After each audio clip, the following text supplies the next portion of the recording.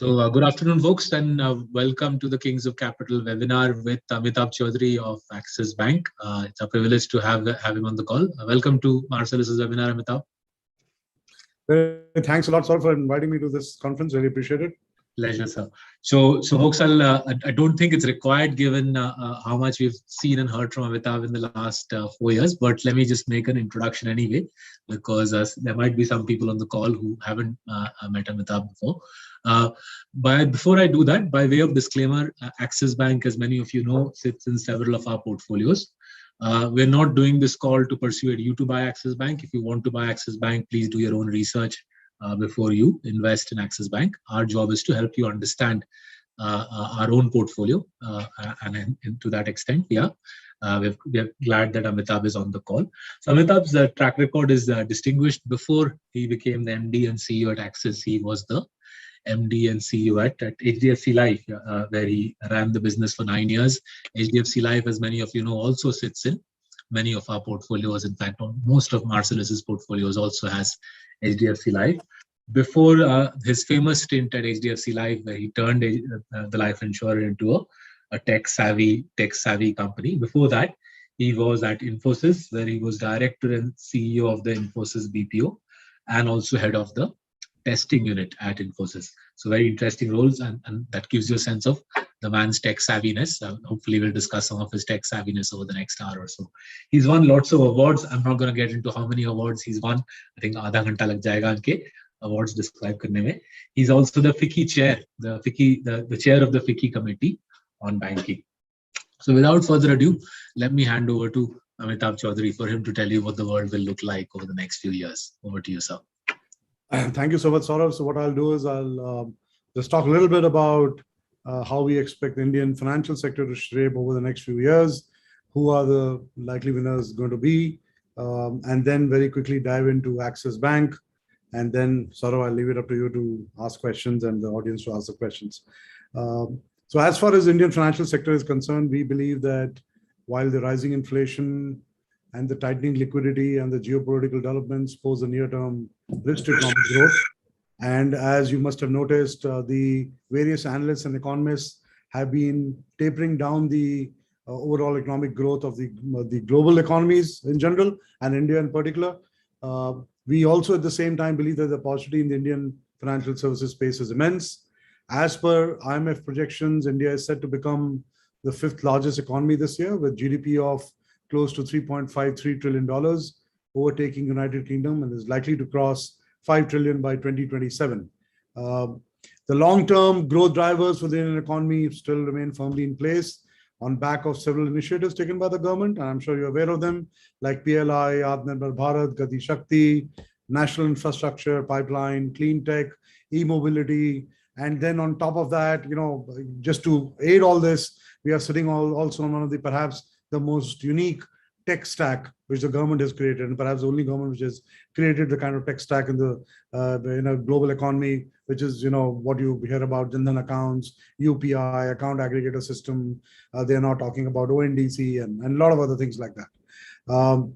I also very strongly believe that with the recent geopolitical tensions that have been happening, and I guess emergence of two poles, one led by America, one supposedly led by China, there is a clear risk in the minds of global manufacturers, and there is a clear shift in global manufacturing and supply chain dynamics, which is being termed as China Plus One strategy, which is gaining wider acceptance.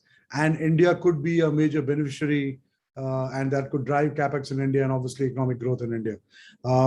This is not just some words. You hear it on global forums, you hear it, foreign firms who are coming to India and scouting India are looking at it very, very seriously, because they are worried that tomorrow supply chains could get disrupted, and they have got disrupted, partly because of the zero COVID policy which China is following, and they shut down large cities, which has meant that in many cases the supply chains have got completely screwed up.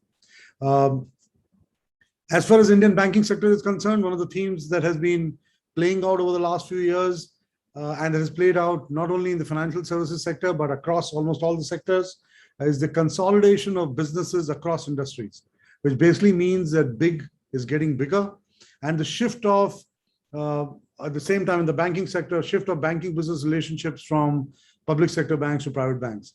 In the last 5 years alone, the private banks collectively have gained over 10% market share each in deposits and advances, largely from PSU banks. And by the way, this is not, the one is a shift from public to private, and second is a shift from smaller to the bigger. And it is being driven by a number of factors. One is that the cost of compliance, the cost of investing in technology, the cost of creating a tech infrastructure which can scale up depending on the demands of the customer, the cost of moving to digital, the cost of offering a full width and depth of all banking services means you need scale. And that scale is available only with that many players. And that's why the clear shift is happening. We are also witnessing rapid fundamental shifts in banking and financial services industry led by 3 big trends. One is consumerization, second is digital disruption, and third is increased regulatory oversight.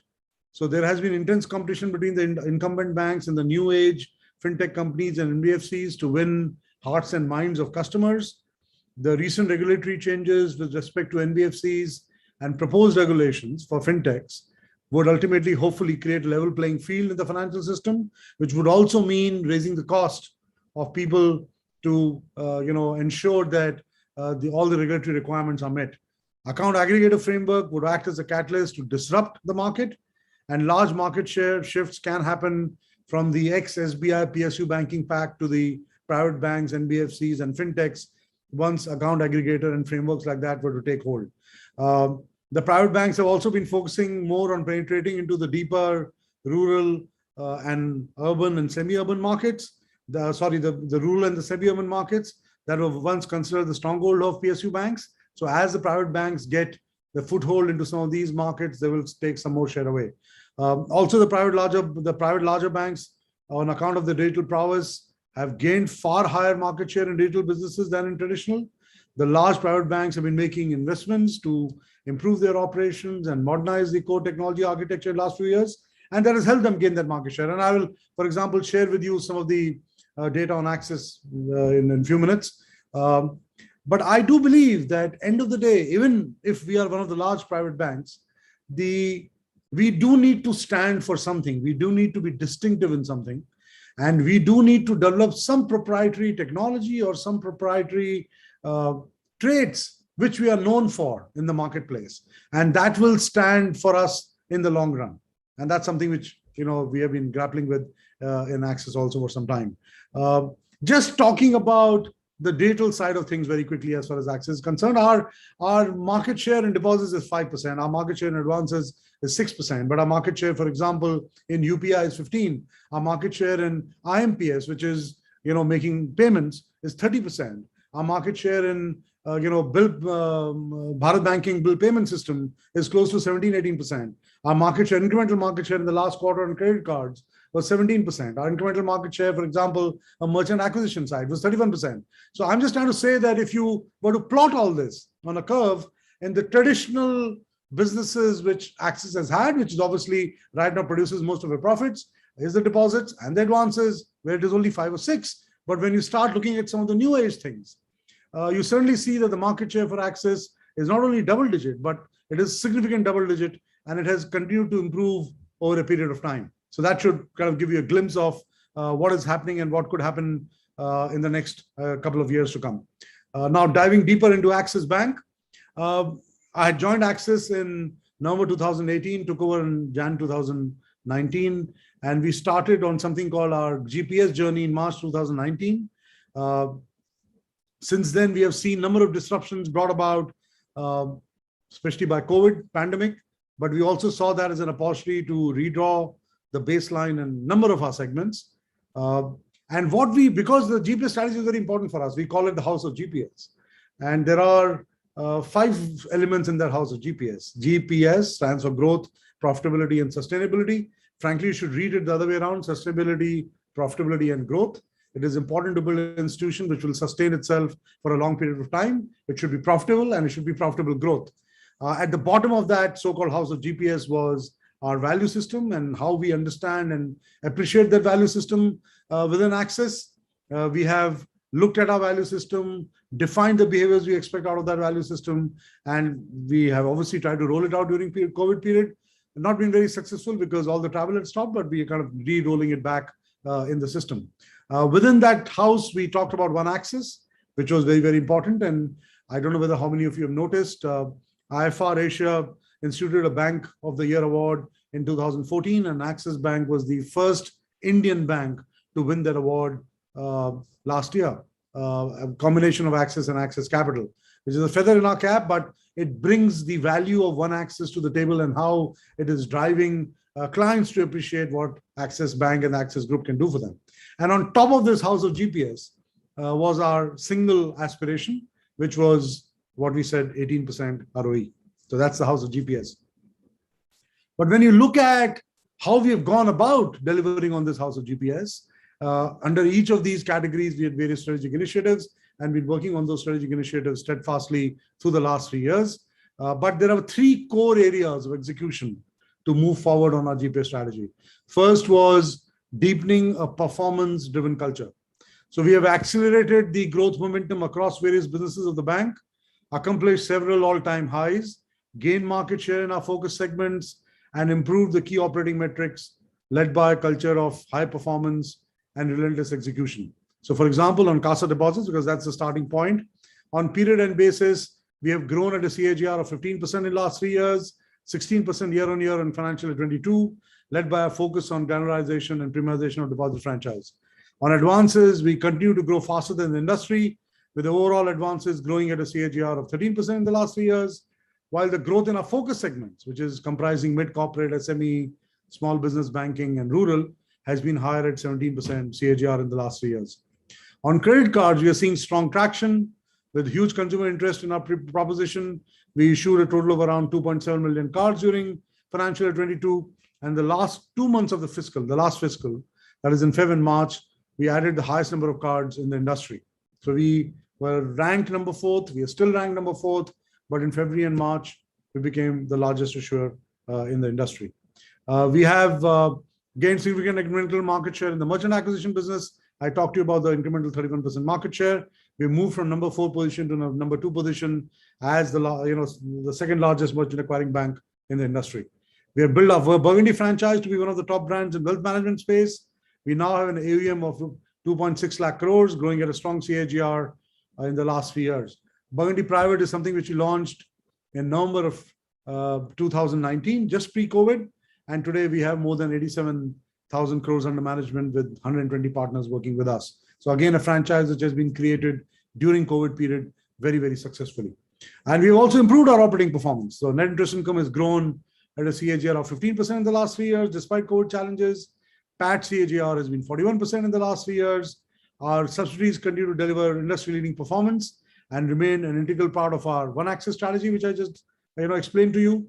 They delivered 51% CAGR in profits in the last 3 years, crossing the rupees 1195 crore mark, and contributed 80 basis points to Q4 financial year 22 annualized consolidated ROEs of around 16.67%.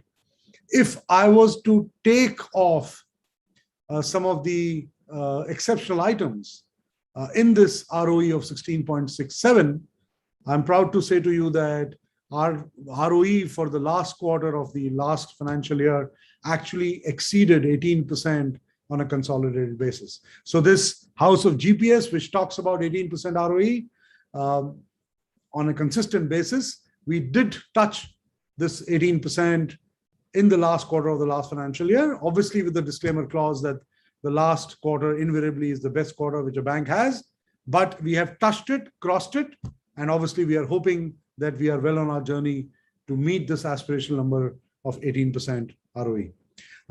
The second important part of our, when we talked about the execution was how do we foster a winning mindset? So it was, how do we bring a positive cultural change in the bank on our ability to stand out in the market? So this is reflected in Axis Bank delivering a number of industry firsts and winning external recognitions for its performance. So we have reached multiple all-time highs that we recorded in financial year 22. We added 8.6 billion Liability relationships in financial 22, 4.3 new savings accounts are opened in financial 22, up 53% year on year. We opened 1.5 million new salary savings accounts, highest ever for a year, with an all-time high balance contribution from them, reflecting growth in both quality and quantity. At 1.1 million, we achieved highest ever credit cards issued in this quarter. I talked to you about the 2.7 million cards issued in the entire financial year. We now have 2.22 million Flipkart Access Bank credit cards in force, making it one of the fastest growing co-branded portfolios since its launch in July 2019. In the last quarter of the last financial year, we also launched a co-branded card with Airtel. Retail disbursements for financial 22 were highest ever for any year, growing 49% year on year. Second area where we made significant progress is towards strengthening the core. I talked to you about GPS. Sustainability continues to remain the foundation of bank's GPS strategy. We have taken concrete actions towards strengthening our policies, processes, and controls in the last 3 years. Our balance sheet resilience is visible through strong capital adequacy, CET1 of 15.24%. Our asset quality is best in class with net NPA of 0.73%. Our provisions are some of the highest, PCR of 75, SACR standard asset coverage ratio of 1.77%, with cumulative non-NPA provisions of 12,428 crores. And our restructuring book is the lowest amongst our peer set. It's only 0.52%. We are building the next generation technology architecture. We continue to make significant investments in building digital and new age tech capabilities. Our technology spend has doubled, and technology staff has doubled, and we have launched a number of new tech-enabled products or tech-focused products. I can talk more about it later on. On cloud, our leadership continues. We are the first among peers to create 3 landing zones, AWS, Azure, and GCP, to support our multiple cloud strategy. We already have 55 of our critical applications on cloud. We have built Data Stack 3, which is a cloud-based, real-time, flexible architecture covering structured and unstructured data. We now also have a rich nudge library towards making customer journeys more impactful and personalized. I can talk about it more later. Further, through our initiative on universal underwriting, we are building capabilities to underwrite a significant section of the lendable population in India. Please understand and appreciate, today, Axis Bank has some data on 42 crore Indians. It's a very, very large database. And that's where this initiative is coming from. Over and above that, we have 19 large organization-wide transformation projects that are currently underway to accelerate our GPS journey. Last, one is about ensuring that we deepen a performance-driven culture. Second is strengthening the core. Third is, what are we doing about building for the future? And it is all about investments to position ourselves favorably for the future. Digital continues to be an area of relentless focus. So impact of this is now visible across various business segments. New products that we have launched, like Buy Now, Pay Later, Merchant Cash Advance, continue to see good traction. In Q4 financial year 22, we launched new digital lending programs, including account aggregator-based lending, usage of alternate-based underwriting programs, etc. We have entered into over 80 partnerships of both product-specific level, using APIs and white label banking. We have 300 plus APIs, among the largest set of open banking APIs for external partners. In 2019, the number was 5. So I just want to give you a sense for how far we have come. Our UPI market share is now 15+%. We have managed more than 25 million transactions daily. We have one of the lowest rate of technical declines for remitter transactions. We also today have 5.6 million non-Axis Bank customers using our Axis Mobile and Axis Pay apps. Our corporate digital project, which is one of the 19 transformation projects, NEO, has made strong progress, and the first journeys have gone live in Q4. Already a large number of corporates are now working with us and using our APIs to drive all their payments. We have also significantly scaled up the integration of ESG into our overall business strategy and agenda. The significant investments that we have made in transformation projects and upfronting technology spends towards strengthening our core, building granularity across businesses, and our One Axis strategy have ensured that we are well positioned to grow and leverage the opportunities as they open up. Further, I talked to you about the fact that there has to be some things which you have to stand out. And the steps we have taken in building a bank for Bharat, which is one area of distinctness we have been working on, and in raising the bar on customer obsession with our project Sparsh, which is the second area we are working on. And third is the contracted acquisition of Citi's India consumer business, continue to push our agenda in the right direction. So we are looking very confidently towards the future. It's not going to be an easy journey, but we know where we are headed. We know how to get there. We obviously have to execute well as we move forward and continue to execute relentlessly as we move forward. If we can get these elements right as we move forward, there is absolutely no reason why we will not win. And not only will not win, we'll hopefully win big. With that, let me just conclude and let me open it up to Saurabh to ask questions. Well, thanks, Amitabh. That was brilliant. So, folks, not just you can also ask questions. If you put your questions in the Q&A box in Zoom, we will curate them from the 6:30 mark onwards. We'll curate them. We have Amitabh till 7 o'clock. Please make the most of this opportunity. I can tell you confidently, having seen what he's done in his previous avatar and in Axis Bank, we've got the rare opportunity with one of the finest minds in Indian financial services. Make the most of it. Fire away your questions. We'll try to take as many of them before 7 o'clock. So I'll start with sort of probably the toughest juncture in your stint so far in Axis, when COVID hit 2 years ago. So up to that point, if my memory serves me right, you sort of entered, you'd done a bit of a cleanup of the whatever you'd inherited, and we were all getting ready. You'd invested, I think 3 years ago, we were getting ready to see the upside of all the hard work you guys had done. And then 2 years ago, COVID hit, and obviously the doubting Thomases shouted very loudly. How did you guys deal with COVID, the two waves of COVID? How did you deal with that? How did you come out of it stronger rather than weaker? So, Saurabh, I know this is a kind of a groundhog day for me to some extent. I remember when I joined HDFC Life, within 6 months of joining HDFC Life, SEBI banned insurance companies from selling any ULIP products, which was almost like a tsunami which hit the insurance industry and took some time for us to get out of it. And here, obviously, we had COVID, which impacted, obviously, the entire economy, every possible business, and not only impacted businesses, but impacted human lives. So the impact of cumulative lockdowns and restrictions enforced during the COVID waves obviously, understandably, led to loss of incomes and stress among small and micro businesses, and to an extent in retail segment. While the overall financial sector got impacted, I think the banks were impacted to a lesser extent on account of their diversified balance sheet and different customer borrower profile as compared to NBFCs and MFIs. So obviously everyone got impacted, but the impact on banks was slightly less because we tend to operate at the mid to higher end of the customer and borrower pyramid, and hence got relatively were relatively less impacted in terms of the losses we had to take. The diversified balance sheet of banks too helped, as corporate sector has been quite resilient. Corporate sector has been cleaning up its act for quite some time. Axis Bank was in the process of pivoting to better quality corporates on both the wholesale and the CBG side. So as a result, while we had not pivoted completely in comparison to some of the others, that pivoting did help. And again, government came in and supported the MSMEs to their guarantee, the ECGLS program. So as a result, the combination of all of that allowed us to, while obviously our losses went up, but allowed us to create a very, very solid cushion for the period going forward.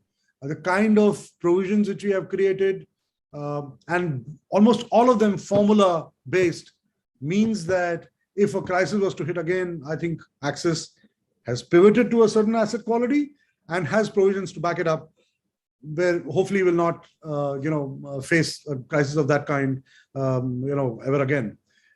At Axis Bank, when COVID hit us, we took proactive steps well before the COVID-19 impact resulted in a lockdown in India. We had created a central emergency response team, which was activated actually a month before lockdown. Post-lockdown, we are told by our partners, we were the first to enable biggest ever work from home and ramped our IT capabilities to execute all critical activities from remote locations. I remember at that time, there were 11 applications that could be accessed by 400 people odd in Axis. Within 45 days, we went to 400 applications being accessed by 45,000 people. Others also managed. I'm not saying others did not manage, but partners tell us that the ramp up from Axis was perhaps the highest and the most significant in terms of what was achieved. And as a result of that, Axis has actually taken a step to announce in June of 2019 itself that we will actually never move to 5-day working in some of our central offices. We will move to 2-day working, and then people can come in depending on their requirements. Not only on that, we have shifted 3,000 jobs permanently from our central and regional offices to home, because we believe that these people don't need to come to offices, and we are managing without it. So we launched new ways of working. We launched a hybrid model. We launched a gig opportunities platform under our Future of Work umbrella, in which we have hired specialists on contract with virtual roles. We also fine-tuned our GPS strategy. And during this time, we realized it's the perfect time to invest. We ramped up OPEX and CAPEX spends in technology by 2x. I told you we ramped up our IT staff to almost double the number than what we had. We are modernizing our core systems at speed, scaling up the cloud portfolio for supporting the Insta and real-time business models. We are building resilience in our technology infrastructure. And I'll just give you a data point, and this is very important because that gives you the scale of it. Just as of now, for example, Axis Bank has 35% of its technology architecture, which is more than 8 years old. By December of this year, we will have less than 5% of our technology architecture, which will be more than 5 years old. That's the kind of investment going in. We were earlier capacitizing, taking the peak at 75%, and then our capacity could take up to 100%. Now we are changing it. We are capacitizing at peak being at 60%, so that we have more scope for some of the other peaks which you might see, or wave. Some of the transactions could ramp up very, very rapidly. We took the cloud first approach, and now every app which we're developing is a cloud native app. I already told you our 55% of 55 initiatives on the cloud now. So we have signed with the leading cloud service providers to collaborate on core modernization, reimagining customer journeys, and so on and so forth. So COVID was on one side a period which obviously forced us to rethink, configure ourselves to work from home and ensure that the customer service is delivered. But at the same time, it also gave us an opportunity to invest in areas which we normally would have taken longer time to invest. By the way, during COVID, we approached every customer of ours 3 times during the COVID period to just ask them if they needed any help. And that allowed us to establish a different kind of relationship with our customers, because they're not expecting a bank during a COVID period to call them and just say, do you need any help whatsoever? So we have done a lot of these things. I think it has allowed Axis to come out stronger, has allowed us to invest much more in technology than before. From a platform perspective, we have either caught up or gone ahead with some of them. Yes, still more work needs to be done. Remarkable. So Amitabh, in our country, usually we have seen that banks underprovide to show good ROE. You guys have provisioning coverage ratio of 75%. So there's no way anybody can claim that that's underproviding. So you got good PCR, but leaving aside this very conservative provisioning that you've done, what else have you guys done to prepare for the interest rate upcycle that we have entered, and perhaps an interest rate upcycle that will last a couple of years, sir? Great question, Saurabh. Both the bond yields and the deposit rates have witnessed rise in the system. All of us are aware of it. Given the formula-based approach, MCLR is expected to move upwards for banks, while the ABLR will see repricing sooner. What I have read, and let me quote what analysts are saying, analysts estimate a 10 to 20 basis points of margin benefit actually for Indian banks, assuming 100 basis points hike in repo rate, other things remaining the same. As far as our treasury side is concerned, we have been positioning for an interest rate hike for quite some time. So we have been obviously managing our duration accordingly. Yes, we obviously cannot manage everything. There is always some tail, but we do believe that Axis Bank has been well positioned on this interest rate hike, and that will be evident in some of the numbers you will see in the first and the second quarter as they come out for the Indian banks. We do have what we call a corporate bond portfolio, which is like as if we are lending money to the because we thought that the rates which are available on the corporate bond side were better than lending directly to the corporates, which will be marked to market, and we might see some losses or MTM losses in that. but these are all short-term kind of portfolio, and all of the losses will over a period of time come back. And because the nature of the portfolio is short-term, or relatively short-term, it's not going to impact us for a long period of time. My belief is that large banks with higher share of floating loans and CASA deposits will be bigger beneficiaries in the rising interest rate cycle. While the higher CASA ensures limited impact on the overall cost of funds, the bank's floating loans should get repriced faster than the portfolio deposit costs, driving better NIM. So just for Axis, as of March 22, we had 37% of the book linked to externally benchmark rates and 32% linked to MCLR, of which nearly 50% is towards shorter tenure reset of 6 months and less.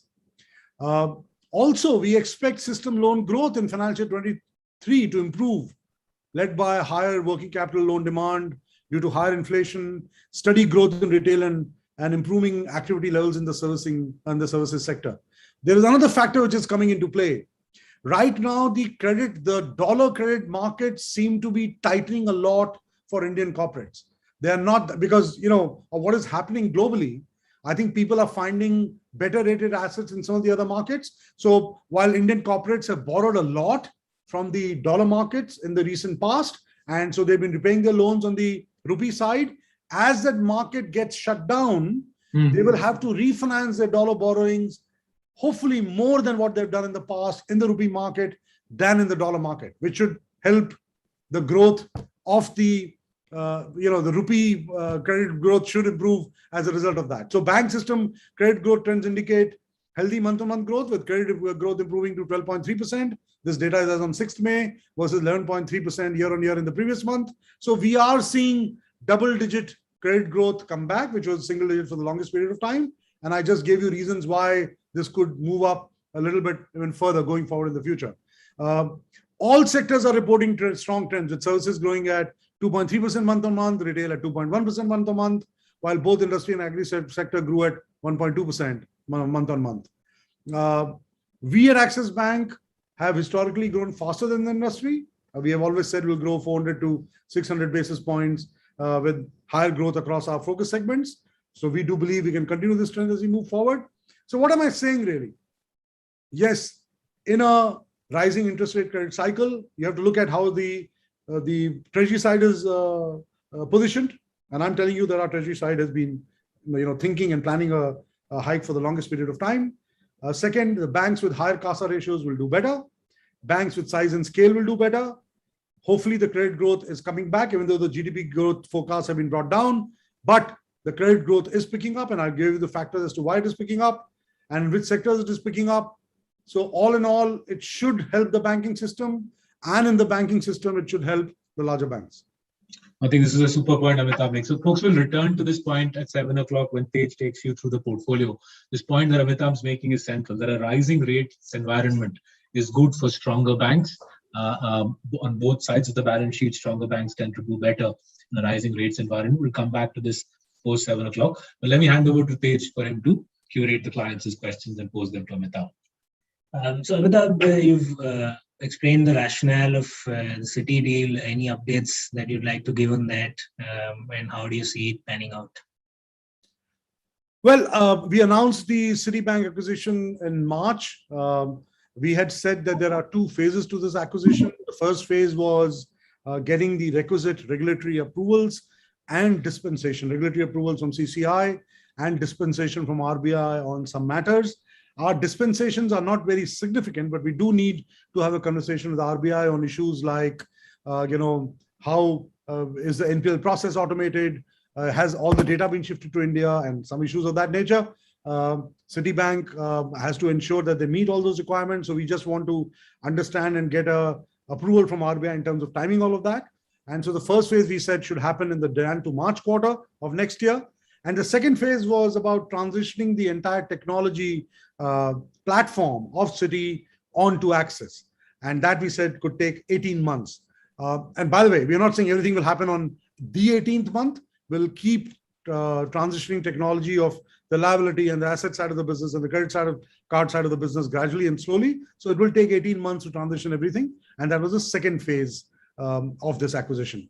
The the liabilities and assets and people will transfer to Axis in the Jan to March quarter if everything goes well, Jan to March quarter of next year.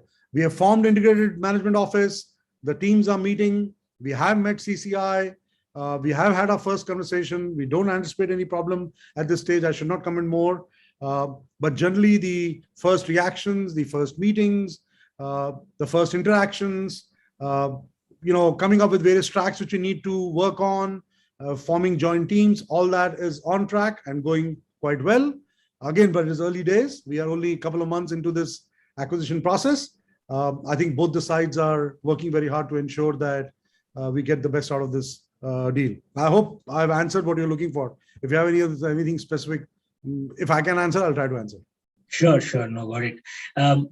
What are you doing in terms of new initiatives when it comes to being the lender of choice for both corporate clients as well as for retail clients versus, say, the other large banks? So there are two important things which we are doing. One is that in the last 24 months, as I said, we've been investing significantly towards building for the future. And so we launched multi-year transformation programs towards accelerating our GPS journey. And there are 19 large transformational projects being directly managed by our Mancom committee members, what we call the Mancom, which is the 10, 11 people who run the bank. The execution of these projects have largely remained on track with promising outcomes in the form of improved productivity, reduction in turnaround times, and better customer experience. The numbers I quoted in my opening remarks on higher credit card issuances, retail disbursements, new customer acquisitions, what is happening on the merchant acquisition side, what kind of growth we are seeing on our CBG, which is our SME side of the business, or mid-corporate, is all a result of some of these programs that we have launched. What are these transformation projects all about? They have a couple of components. One, we are trying to bring a discipline in our system on what do we do every day in our business. So is there a strong rhythm and rigor on how do we distribute, how do we acquire, what do our salespeople do, what do our branch people do, how do they go and approach a customer, how do they scope a market, and things of that nature. So there are projects like Triumph, which is about our liabilities franchise. There is Unnati, which is about our technology infrastructure. Zenith is about our retail assets. And all of these are about ensuring that we drive granularization, we drive a strong rigor and rhythm, we drive a certain way the Axis army is marching on a daily basis. And if we very strongly believe that if Axis army is marching in that particular way, it will drive certain results. And those results will hopefully be better than what others are recording. We, for example, had embarked on a tech-driven transformation project, Sankalp, in our CBG segment. And their objective was to completely reimagine the end-to-end customer journeys, simplify the process, and improve sales productivity within that business. Now, implementation of this initiative has helped us in reducing the loan approval time by nearly 75%, while pushing the productivity of our RMs by 2 to 3 times. And what you can see now is that while this business was not growing as fast, over the last 12 to 18 months, it was earlier double digits, then it crossed 20%. And in the last quarter, we touched 24, 25%. And hopefully we can continue that momentum as we go forward. So similarly, we have made significant progress in our Project Neo, which is completely rehauling our digital platform or the technology and the digital platform for wholesale banking products. And our idea here is to create a world-class digital corporate bank. The first journeys are in beta phase, as I said earlier. They have gone live. We remain obviously committed to building a bank which is, world-class. Now that is the first level, which is the 19 transformation projects. And I can give you a name for almost every business of ours where we're running a transformation project. And these are multi-year projects. The second is what we are calling areas of distinction. And there I mentioned 2 things. Become a customer-obsessed bank. Take our NPS score from a certain level today to world-class or global levels of NPS score, which is Net Promoter Score. We have talked to the people who have the best scores globally to understand what they have done. And we have not talked to not only banks, we have talked to Walt Disney, we have talked to Amazon, we have talked to Southwest Airlines, we have talked to the key players in each of these organizations to understand how they have reached where they have reached and why they are perceived to be providing great customer service. And we have, launched something similar in Axis Bank. This is been running for 9 months. And this is a 5 to 10 year project for us to get to that journey. This is about creating that area of distinction. We have launched something similar and what we're calling the Bharat Bank, which is attacking the RUSU markets. Now, all the banks are attacking it. We also have been in RUSU markets, but we believe that if we attack it differently, if we connect all the dots in the RUSU system, we can actually be seen as a bank which is banking Bharat in the best possible fashion. We started that project by hiring a very senior resource who was the CEO of a company. And we are already seeing some results come through. But again, this is a 5 to 7 year journey. It is not something which will result, will become the Bank of Bharat in the next couple of years. It's a 5 to 7 year journey. So what I'm really saying is, for the future, we have 19 transformation projects. We have areas of distinctiveness. And last is, we've been working on the digital side for quite some time. We were actually the first bank to create a separate digital banking unit. And they have made steady progress. And then now we have 25 digital products which are live. In most of these areas, we have seen great traction. And I do believe that given the kind of work which is happening there, you will see more and more come from Axis. Our mobile app has a rating of 4.6. We are the first bank to launch the BNPL product. You can go and buy, foreign exchange in 110 currencies in 3 clicks for example, on a mobile app. We have launched a merchant advance product through FreeCharge. There are a number of these things which are getting launched through our digital banking unit, and you will hear more and more from us in that area also. I'll give you a long answer, but you're doing a lot. I think thanks for that, because the concern obviously remains that you're a challenger bank, and the concern remains that you bhag ke jaake jitna business ho sake uthaoge, and in the process adverse selection ho jayega. So I think what you're telling us, gives us some visibility that Axis isn't out there to grab the kind of crappy business. You're going for the sort of the core high quality business in the Indian market. So Saurav, as I said to you earlier, let me just add to that. We have worked very hard to get our asset quality of a certain kind and pivoted to a certain set of circumstances. We are not going to let that go. And given where our share is in deposits and advances, which is 5 and 6%, we have a long way to go. It doesn't matter what the market grows at. We have enough opportunity, given where our market share is, to continue to stick to our risk framework and still get the customers of the right kind. And by the way, the Citi franchise makes it even more premium. So it speaks to the premiumization of the franchise and gets us customers with Citi, who's been operating in India for 120 years, has taken a lot of time to gain over a period of time. So it makes the Axis franchise even more premium than what it is today. Right. Amitabh, you spoke about the account aggregator framework which the government has set up. How do you see it panning out, given that we've not seen widespread adoption so far? It's not achieved the scale which everyone initially expected to achieve in the initial 6 to 12 months. So you think that this is something which is really a game changer, or will it be limited to what it has become today? It will become a game changer for sure, because I do believe that sometimes these things have to be forced, and that there will come a stage where, because RBI very strongly believes that the customers should have a choice and that choice should be in their hands rather than the bank's hands, account aggregator allows the customer to have that choice. So it will take time. In some cases, the regulators or the government might force the banks to adopt this framework more than what they have done.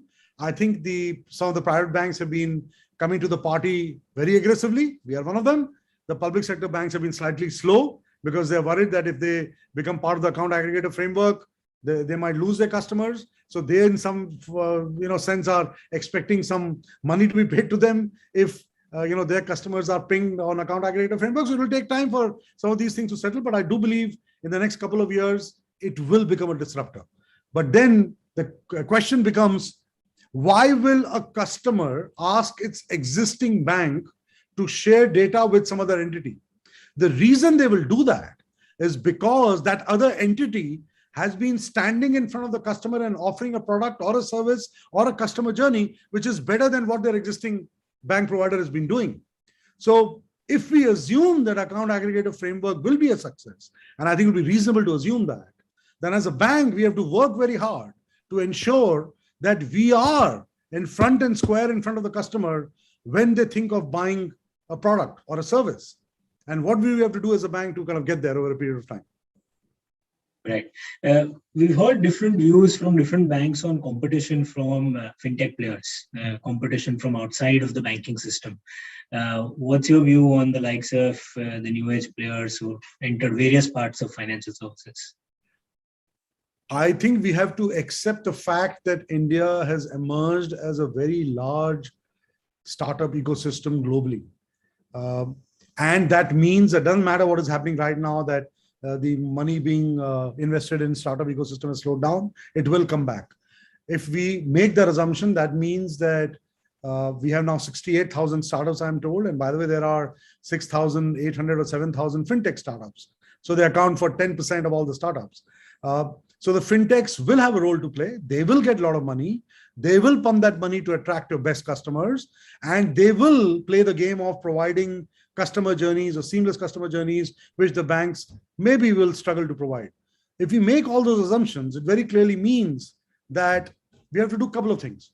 One, we have to make all our platforms as good as what the fintech platforms are. That means we have to invest on all our platforms.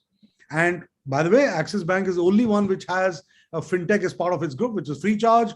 And we're pivoting that particular franchise to become a digital lending arm. Second, we have to work in partnership with these fintechs. A lot of these fintechs cannot ultimately become a financial services provider because there is a regulator and they have to meet the regulatory requirements. Only that many players can meet those regulatory requirements. So a lot of these fintechs will become, let's call it a distribution channel for the banks. So it is very, very important that you have partnerships with them where there is a win-win strategy. We have a partnership with Flipkart, we have a partnership with Google, we have a partnership with Airtel. And Airtel is not a fintech. But so we will have similar partnerships with fintechs. And as I said, we today have 80 partnerships.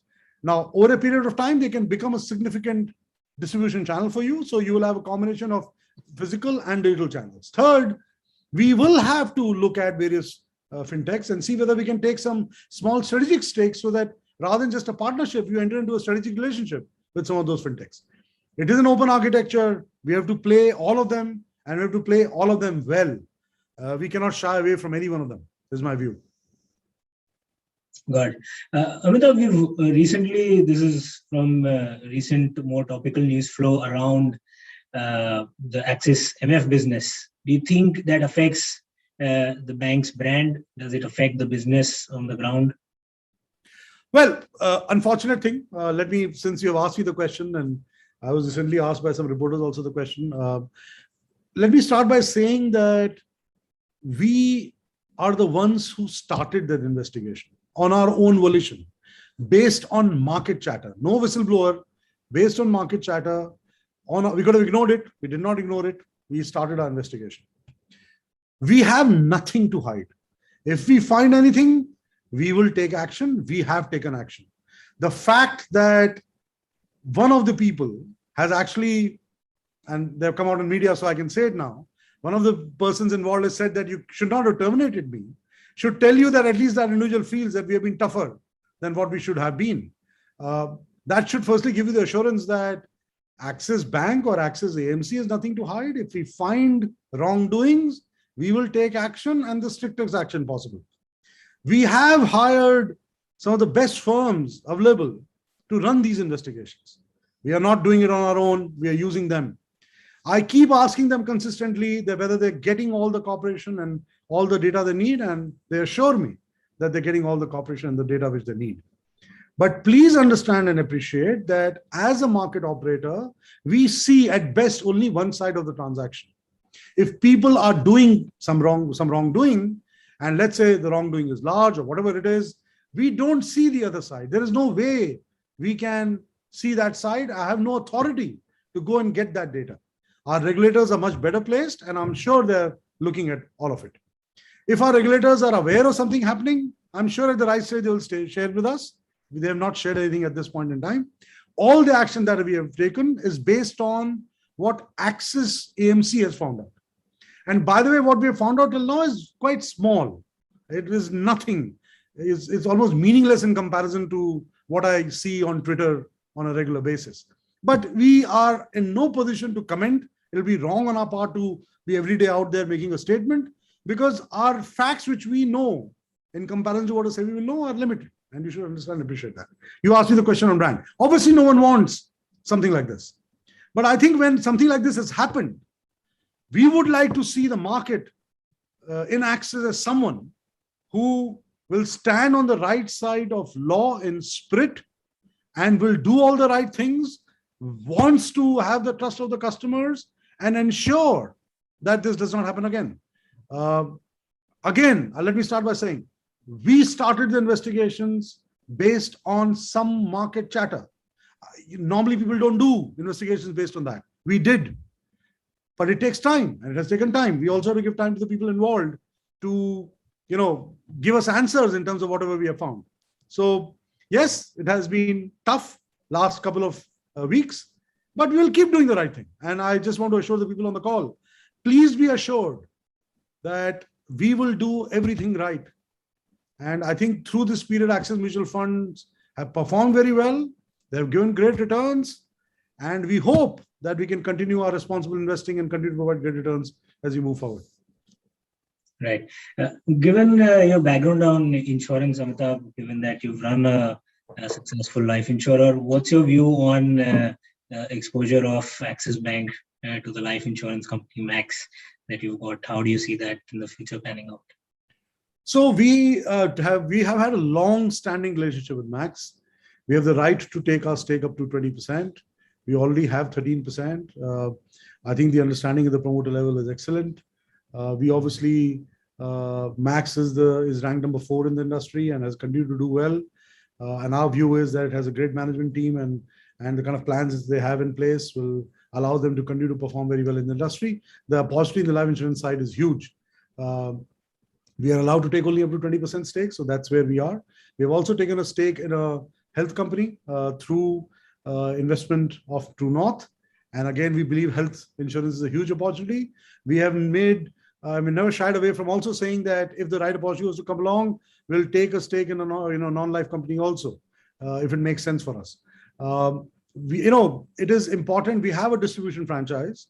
We are talking to our clients on various investment opportunities. Insurance is one such opportunity on life side, and in many cases, Indians are underinsured on health and in some of the non-life products. We believe that it is important to have conversations with our clients on an ongoing basis. By selling these products, we can have those conversations.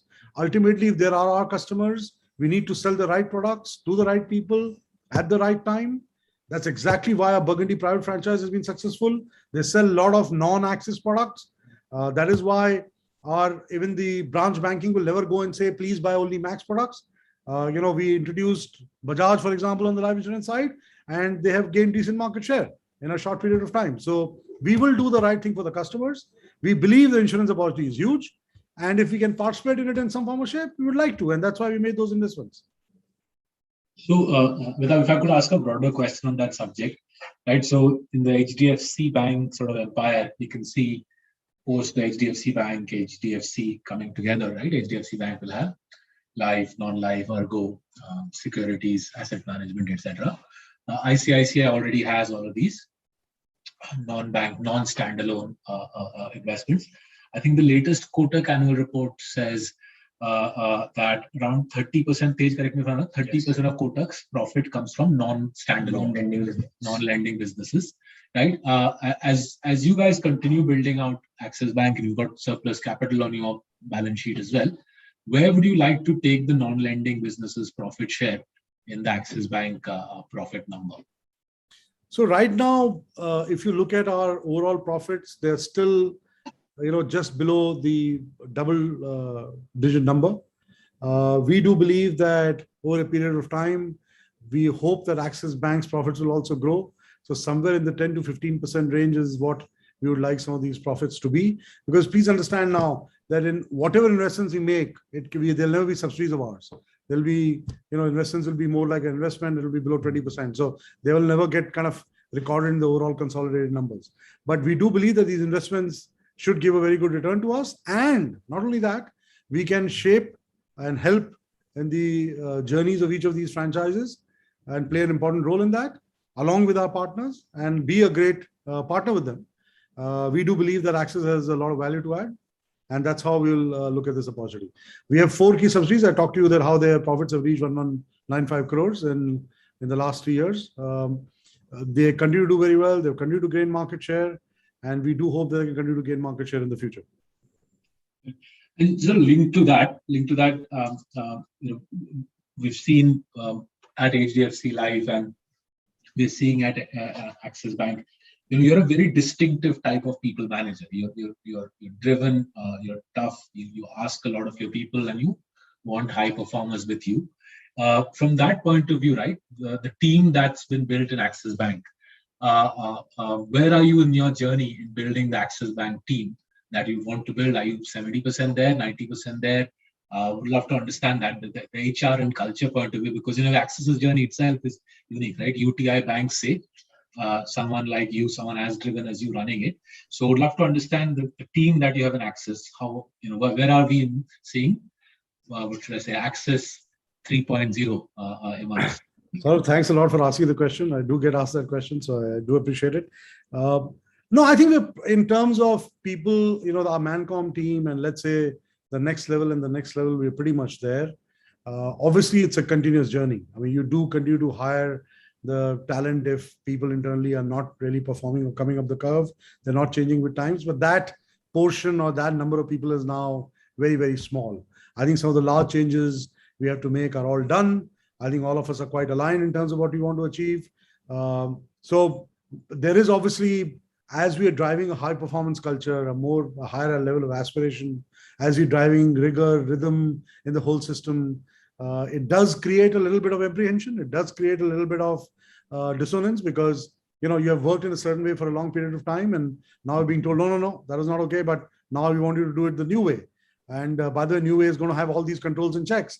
So it does create some dissonance. I think it will take a little bit more time to settle down, but it will, because they understand people who have tasted what we're trying to drive and have tasted success are obviously fully aligned. People who are taking a little bit more time, or just finding it difficult to change, they obviously feel that it is a little bit more difficult. But the top layer is pretty much done. The middle layer is getting more and more aligned, and frankly, the people at the lower end of the spectrum or the funnel, they align very, very quickly. And by the way, the attrition there is quite high anyway. So people get aligned to that new culture very, very quickly. It is the middle layer, which is, I would say, work in process. Max couple of years, I think everyone should be aligned. No, thank you, Amitabh. Thanks for taking the time, and this has been a great session. It was terrific. Great fun. Thank you, sir. Thank you very much. Thank you, Saurav. Thank you so much. And we're glad that we are Axis Bank shareholders, and we're glad that you are driving the show in the way you are. Thank you so much, Saurav. Such a pleasure. Thank you. Bye for now. So we'll now put the spotlight on Tej for him to take us through Kings of Capital. Where are we with the portfolio? And folks, like with Amitabh, feel free to fire away your questions at Tej in the Q&A box. And once Tej's presentation is done, we'll take those questions and put them to Tej. Over to you, Tej. Thanks, Saurav.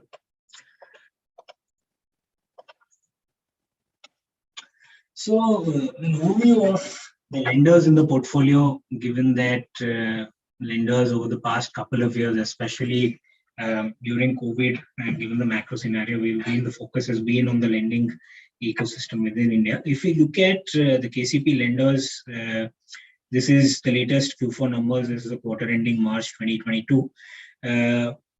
Quite healthy growth on an annualized basis and also on a sequential basis for these companies in the lending space that we own.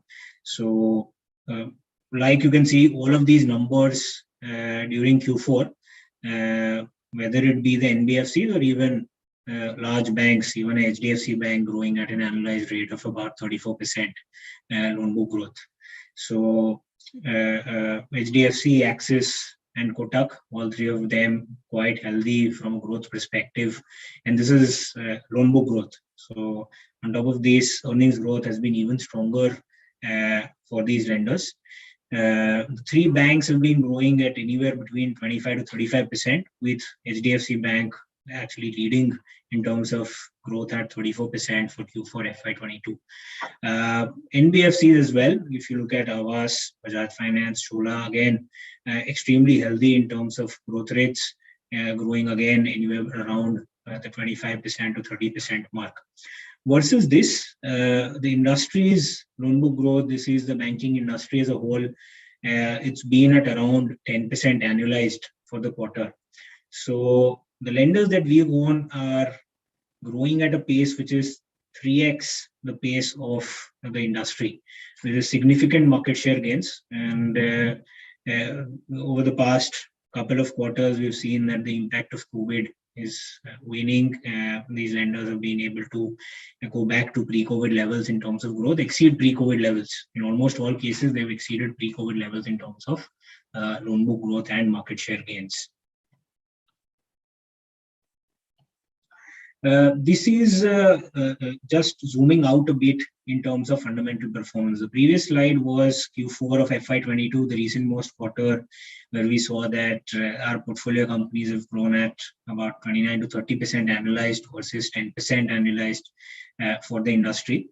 Now, if we zoom out a bit and look at the past 5 years of fundamental data, we can see that in every year over the past 5 years, the KCP lenders' loan book growth has grown at a rate faster than the bank Nifty. FY17 was 25%, FY18 30%, FY20 20%, so on and so forth. FY22 actually, despite the impact of COVID during the first half of the year, the YOY loan book growth for the KCP lenders has been 22%. And this is weighted average for the portfolio. Along with this, if we look at the gross NPA number, we can see that the higher growth for the KCP lenders is not coming at the cost of asset quality. These lenders have consistent asset quality across the past 5 years, despite the multiple macro headwinds that we've seen, whether it be ILFS, DHFL, Yes Bank, COVID, etc. Gross NPAs have been around the 2% mark versus a much higher number for the bank Nifty. And resultantly, if we look at the ROA and ROE numbers, they're also higher for the KCP lending portfolio. Importantly, if we look at the leverage for the portfolio versus the benchmark, we can see that the leverage for the KCP lenders is almost half that of the bank Nifty. And despite almost half the leverage of the bank Nifty, the return on equity for the portfolio is higher than the bank Nifty. So we're taking, what this implies is the portfolio companies are taking much lower risk, and despite that, they're generating higher ROAs, higher ROEs with much lower leverage. Also, consistency in asset quality over the past 5 years shows the conservatism in terms of lending for our portfolio companies. Now, coming to the rising rate environment that we expect to be in at least for the next 12 to 18 months. If we look at the past 15 to 20 years in India, we've seen 4 rising rate cycles. And during these 4 cycles, as we'll see in the coming slides, actually high quality lenders have outperformed, they've done quite well. In this current context, as we speak, private banks are in a much better position than the PSU banks, because they have a much higher proportion of their loans linked to the repo rate. So what that tells us is that as soon as the external benchmark rate, as soon as the repo rate increases, that increase in the repo rate is immediately reflected in their loan books, leading to an immediate expansion in net interest margins for the private banks, versus for the PSU banks, that will come with a lag, and during that time, maybe we'll also see deposit rates increase. Therefore, PSU banks might not see an increase in NIMs. So private banks. What you're saying is the orange stuff, right? Yes. The EBLR stuff. The private banks are 57% versus PSUs are 28%. Yes. So private banks have almost 2x the amount of loans of PSU banks in terms of overall loans, which are linked to the external benchmark rate. And all of these loans, about 60% of private bank loans got repriced as soon as the repo rate was increased. Again, as we see the repo rate increase over the next few months, 60% of private banks' loan books will get repriced. On the other hand, because we own banks which are well funded, have high CASA ratios, we will not see a similar increase on the liability side of the balance sheet, leading to increase in NIMs over the next few quarters. This is historical context of how share prices have performed during a rising rate environment. So first of all, banks in general have done better than the Nifty. Bank Nifty has outperformed the Nifty in 3 out of the previous 4 instances. On top of that, in almost all instances, we've seen that HDFC, Kotak, Axis, these are well-funded banks which have good conservative lending practices and have high amount of CASA on their liability side. In all of the previous instances where we've been through the rising rate cycle, these 3 banks have outperformed not only the Nifty and the bank, but also the Bank Nifty. So 2 layers. First, Bank Nifty outperforms because banks do well in a rising rate environment. On top of that, the likes of HDFC, Kotak, Axis outperform the Bank Nifty. One concern that we've usually seen emanate during a rising rate environment is that asset quality takes a hit, that we see increasing NPAs during a rising rate environment. However, the previous 15 years, we've shown data, at least for high quality banks, HDFC, Kotak, Axis, we've seen that there is no correlation between increasing repo rates. So the red squares, the dotted lines, they represent periods where repo rate was increasing. And we've shown that HDFC Bank, Axis Bank, Kotak Bank, what happened to their gross NPAs during this time when the repo rate was increasing over the past 15 years. However, we've shown that there is no correlation with gross NPAs, that gross NPAs have with rising repo rate. So if we look at what happens during a rising rate environment to the EMIs of borrowers, is that because the loans get repriced, the EMIs of borrowers will go up over the next few months, over the next few quarters. However, given that these banks are dealing with customers, like Amitabh was also explaining, which are customers in the high income group to middle income group, will not see any significant impact in terms of delinquencies. Actually, during 2009 to 2012, during 2010 to 2012, the repo rate increased significantly. But as we can see on this slide, there was no significant increase in gross NPAs. Gross NPAs were quite steady for these 3 banks during that time period. Now coming to specifics of each of these 3 banks. If we look at Axis, HDFC and Kotak in terms of loan book composition and the liability side, we can see that on the asset side, actually these banks are quite well positioned. So let's take an example of, say, Kotak.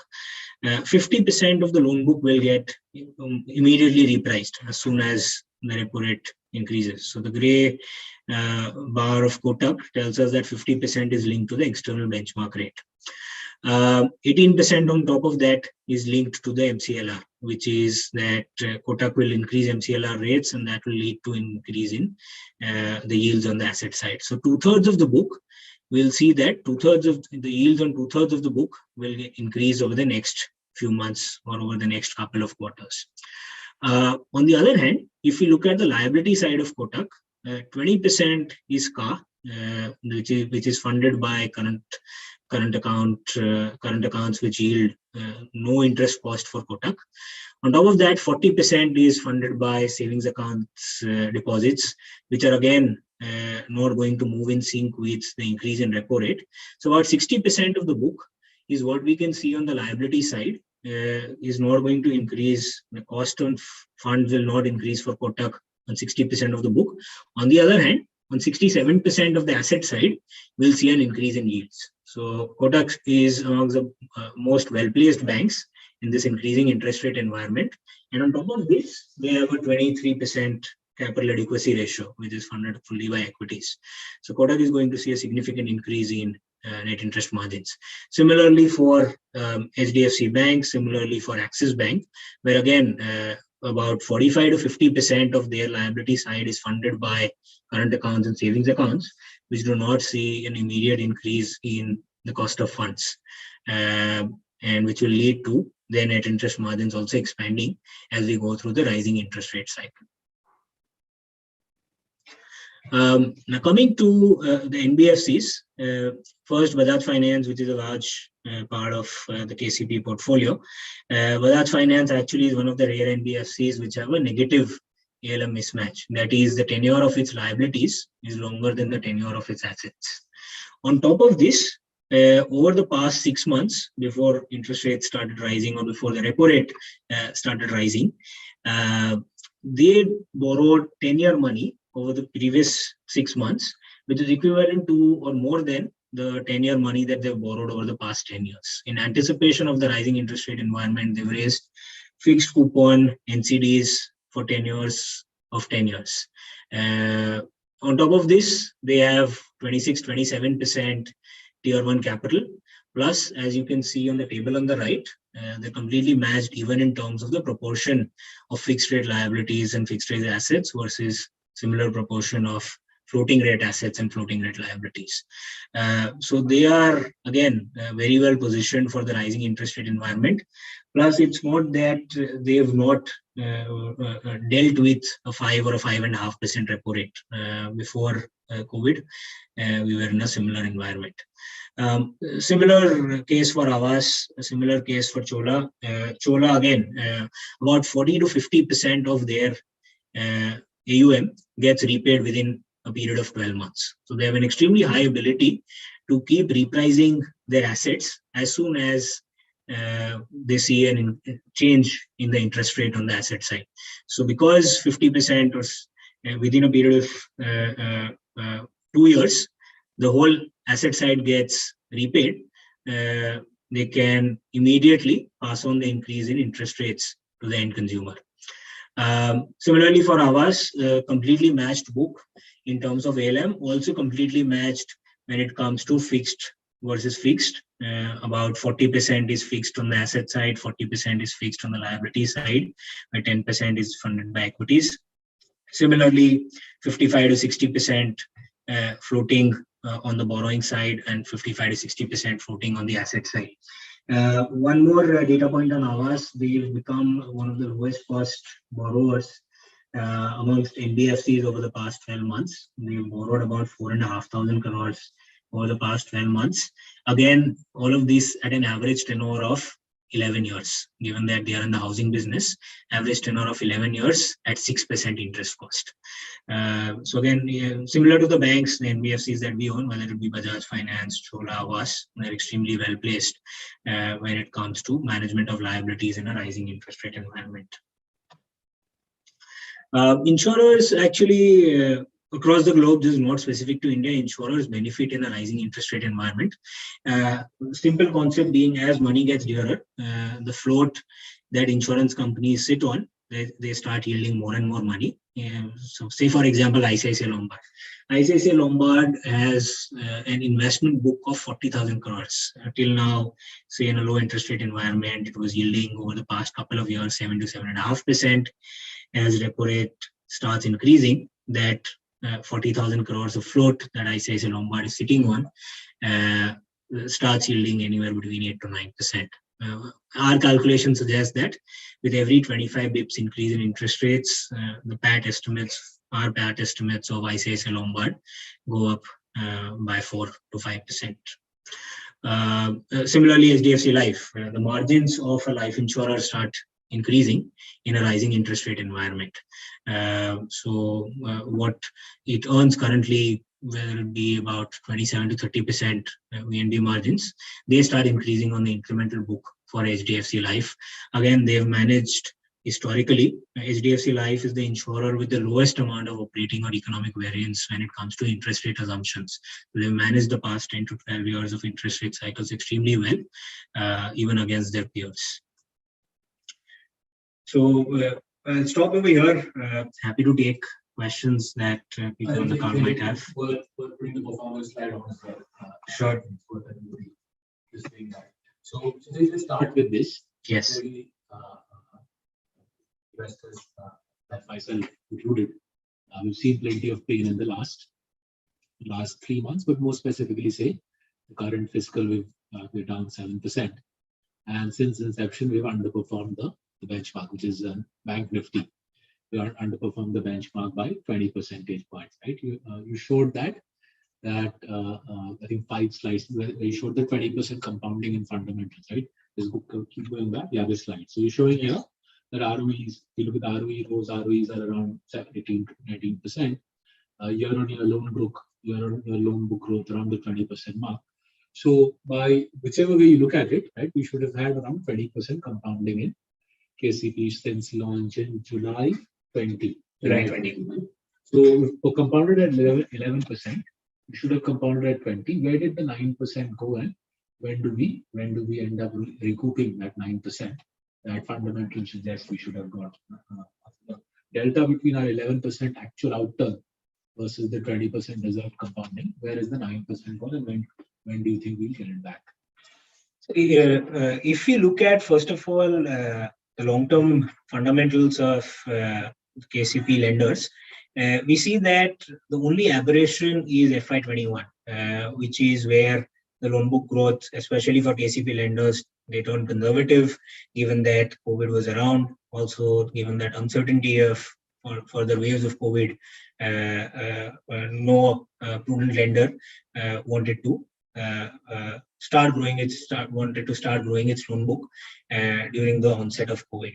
Also, given that we had moratorium and restructuring during the initial few months of COVID, there was not a lot of data available on repayments, not a lot of data updated on CIBIL, on how borrowers will behave post that. But apart from that, despite the second wave, like I said, FY22 has been a pretty strong year in terms of loan book growth, even stronger in terms of earnings growth.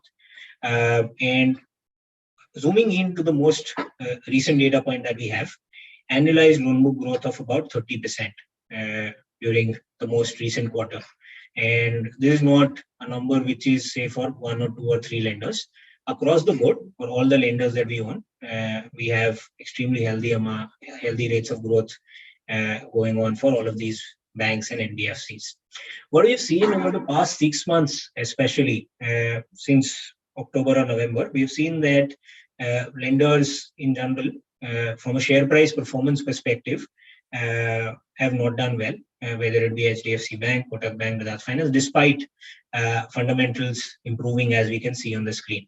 So despite fundamentals getting better and better, due to whether it be macro news flow, whether it be in general news flow around interest rates rising, lenders have not done well. Not only lenders in our portfolio, but even generally have not done well. However, we expect that the same sort of market share gains that we are staring at on the screen will continue even during FY23, even during the next few quarters. And that is something that we are focused on. That if the long-term fundamental performance of the companies that we own is around the 20% mark, loan book growth is around the 20% mark, irrespective of the macro over the past 5 years, then we believe that over the next couple of years, we should see this gap, which is the gap between 11% and 20%, narrowing down.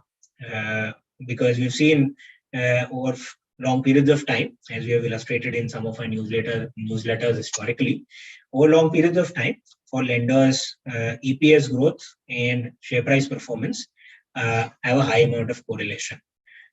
It's not panned out over the past, especially over the past 12 to 18 months, but we believe that this correlation stands over longer periods of time.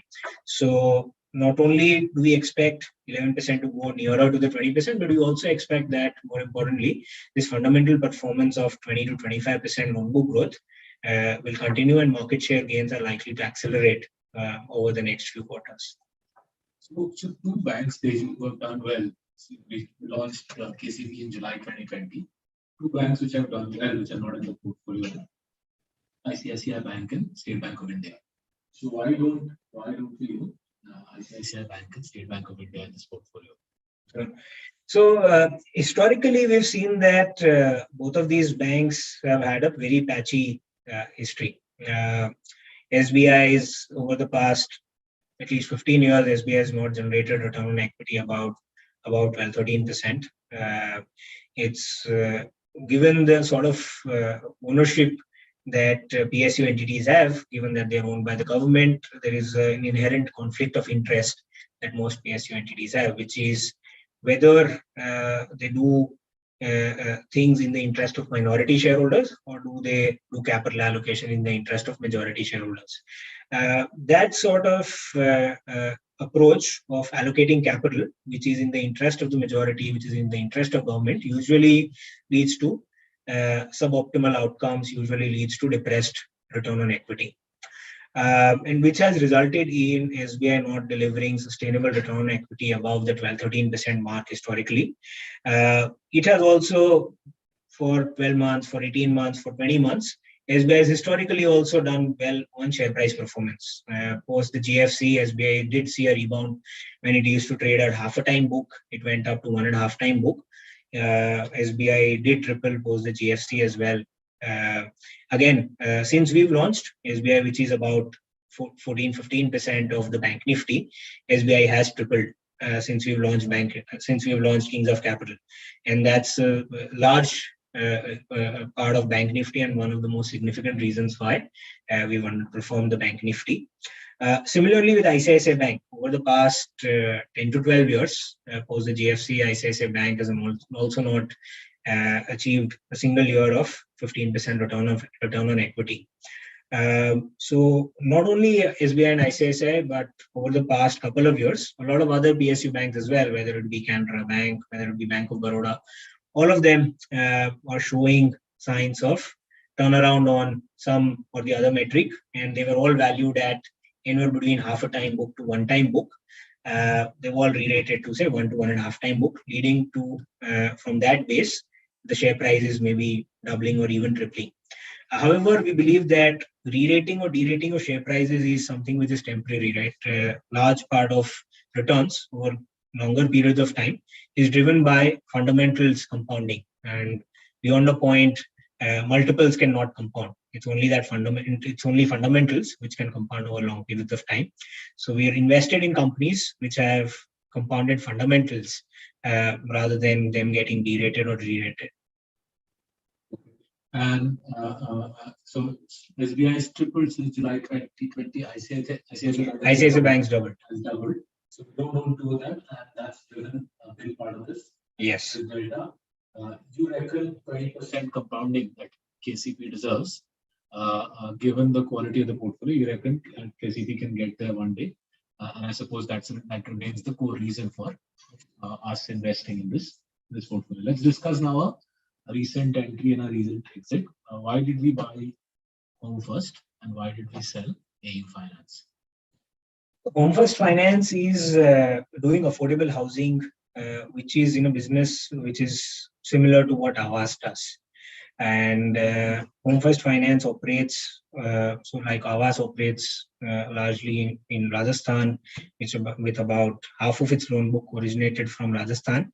Home First has a large part of its loan book originating from Maharashtra and Gujarat. Its business model is a bit different in the sense that while it caters to affordable housing as a sector, it sources a lot of its loans from what it calls a connector model. And Home First has been able to again demonstrate really good asset quality using this model, and it has also been able to grow its loan book at 20% plus consistently over the past few years.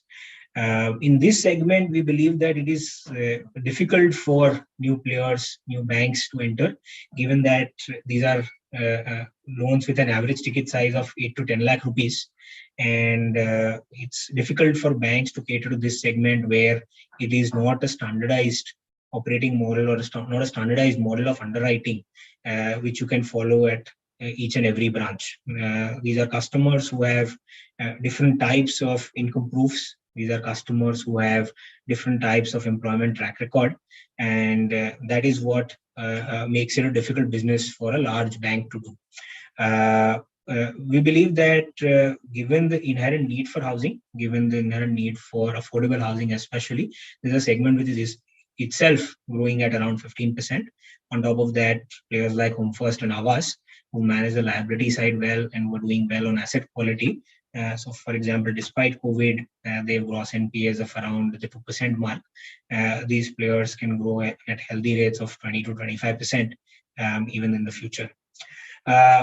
EU Small Finance Bank is an exit which we made. The exit was prompted by the fact that its longevity score, the way we measure longevity is on succession, on competitive advantage, and on lethargy. In our estimate, EU fared poorly on succession, which is institutionalization of the business as a whole.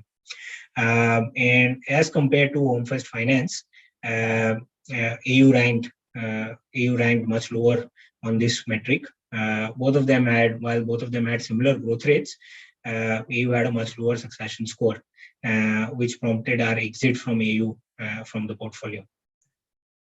Sorry, folks, I didn't realize that I was too far from the mic. Apologies for that. Now, if we take the point that both Amitabh discussed and you discussed, that we go into a rate up cycle, stronger banks benefit because stronger banks have a better structured liability side. Their liabilities are sort of locked into fixed costs. But on the asset side, the stronger banks and indeed the stronger NBFCs, the asset side reprices upwards. Liabilities don't reprice upwards, NIM widens, and therefore strong lenders do well in an interest rate upcycle. So the question one of our clients is asking is, the NIMs widen, but how much does the loan book growth conk off? And how do you know, Tej, that the loan book growth doesn't conk off so much that it offsets the widening of the NIM in a rate upcycle? So one part of the answer is that if you look at any of the banks or NBFCs that we have in the portfolio, they have single-digit market shares. The largest bank, HDFC Bank, also has 8-9% market share. Like Amitabh was mentioning, Axis has 5-6% market share. Kotak Bank has about 3% market share. Bajaj Finance has 2 to 2.5% market share. So even if we were to assume that GDP growth is negative, right? Or loan book growth for the whole sector is 2, 3, 4 percentage points. Even then, these are all banks and NBFCs which have large headroom for growth. Say 2-3 years ago, this would have been a theoretical conversation. However, now over the past couple of years, we've actually seen negative GDP growth, and we've actually seen 5 to 6% loan book growth for the sector. During a year when the sector loan book growth was 6%, HDFC Bank grew at 20%, Kotak Bank again grew at 20%. Last year, for the year ending FY22, loan book growth was 8%. And as we can see on the screen, for the year ending FY22, the KCP lenders loan book grew at 22%. So the sector growth itself in this specific case is not a large driver of growth for any of our companies. So the sector can grow at 5%, 6%, 10%. Despite that, we can see even the largest company in the portfolio is growing at 20-21%.